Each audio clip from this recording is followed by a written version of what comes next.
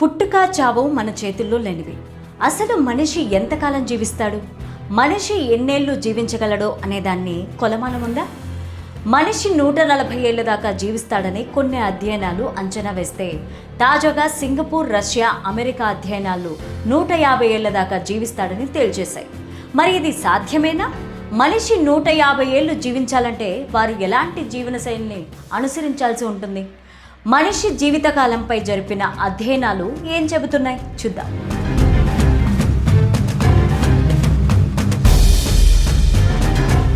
మానవుడు టెక్నాలజీని వినియోగించుకొని ఎన్నో అద్భుతాలు క్రియేట్ చేస్తున్నాడు. కానీ టెక్నాలజీ వినియోగంలో పడి తన వయస్సును తానే అర్ధంతరంగా కోల్పోతున్నాడు. ఎన్నో ఏళ్లు బతకాల్సిన మానవుడు తన ఆయుష్ను తానే నాశనం చేసుకుంటున్నాడు. దానికి కారణం ప్రస్తుతం ఉన్న టెక్నాలజీలు, బిజీ జీవితాలు, ఇలా చాలా కారణాలు ఉన్నాయి. ఎలాంటి సమస్యలు లేకుండా ప్రశాంతమైన జీవితం గడిపే మనిషి ఎన్ని సంవత్సరాలు బతుకుతాడు అనే అంశంపై ఇప్పటికే చాలా పరిశోధనలు అందుబాటులో ఉన్నాయి. కొన్ని అధ్యయనాలు 120 నుంచి 140 సంవత్సరాల వరకు బతకగలడు అని చెప్తే, తాజాగా సింగపూర్, రష్యా, అమెరికా అధ్యయనాలు 150 ఏళ్లు బతకగలడు అనే సరికొత్త విషయాన్ని ప్రపంచానికి తెలిపాయి.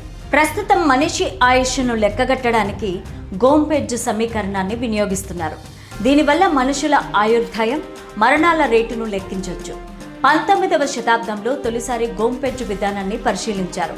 దీని ప్రకారం వ్యాధుల వల్ల మనుషుల మరణాల రేటు కాలంతో పాటే విపరీతంగా పెరుగుతుందని గుర్తించారు.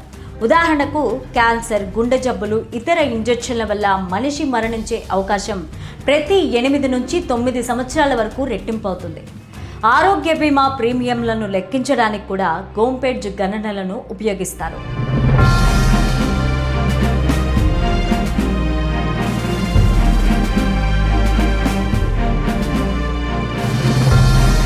ఈ అధ్యయనంలో మనిషి ఎప్పుడు మరణిస్తాడు అనే దానిపై ఖచ్చితంగా అంచనా వేయడానికి వ్యాధుల గురించి వారు ప్రశ్నలు వేస్తుంటారు.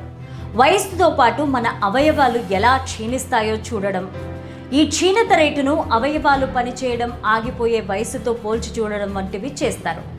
కంటి పనితీరు, వ్యాయామం చేసేటప్పుడు మనం తీసుకునే ఆక్సిజన్ పరిమాణం, ఇటువంటివి వయసు పెరిగే కొద్దీ క్షీణిస్తాయి.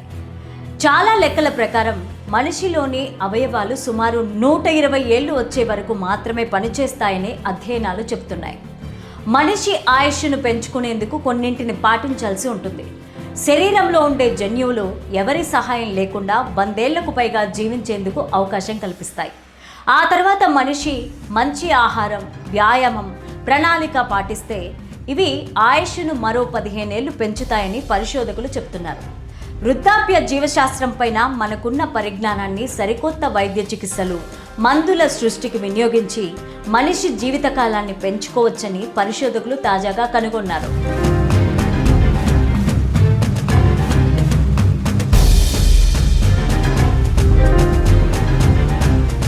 కష్టాలు, ఓటములు, ఎదురుదెబ్బలు తగిలినప్పుడు కుంగిపోకుండా వాటి నుంచి త్వరగా కోలుకొని తిరిగి మామూలు స్థితికి వచ్చే వారి తత్వం మానవుడికి ఉండాల్సిన లక్షణాల్లో ముఖ్యమైనవి.